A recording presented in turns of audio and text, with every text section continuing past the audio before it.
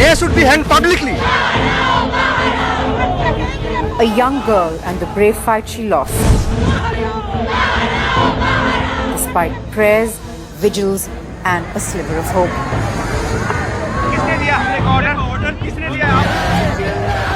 Another ambulance, probably the 6th ambulance I've seen. Through her battle, she remained largely oblivious of a nation out on the streets in anger, grief, and outrage. All she told her mother was, "I want to live."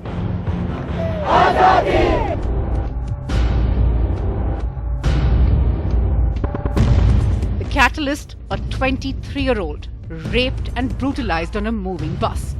Her intestines ripped apart after being violated with an iron rod by 6 men.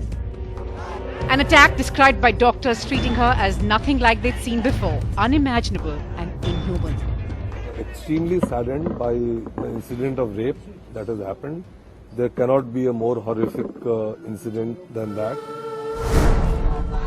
The chilling details shocked a nation's conscience. The apathy towards sexual crimes against women in India, shaken by the horror of this crime.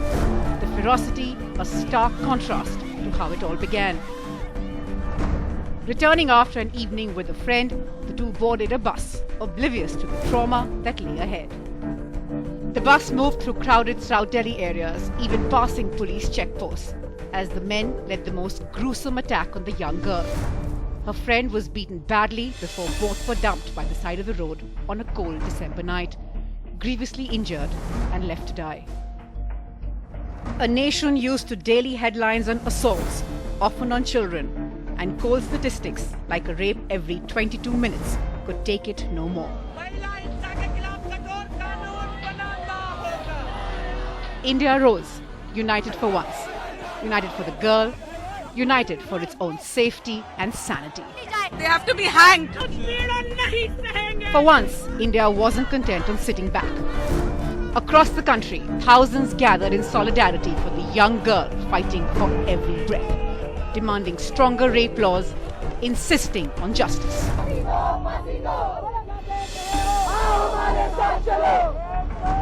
And the simmering anger just continued to grow.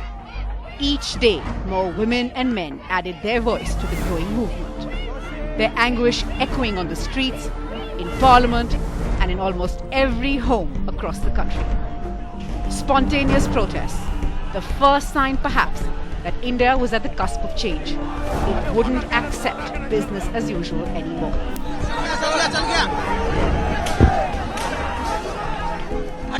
But matters came to a head over the weekend. India's corridors of power shaken by protesters, most of them students. Students who braved the chill, heading out of their comfort zones to take on tear gas and water cannons.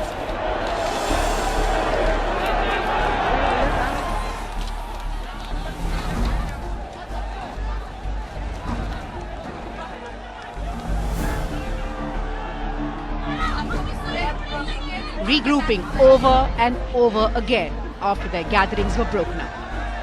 A violent confrontation India watched in horror as lathis were used against young girls, students and middle-aged women. A two-day mayhem which made it clear there were no winners in this battle.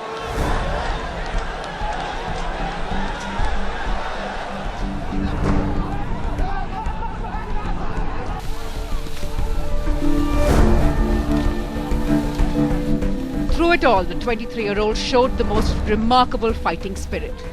Doctors described her attempts at getting back on her feet literally and her never-say-die spirit.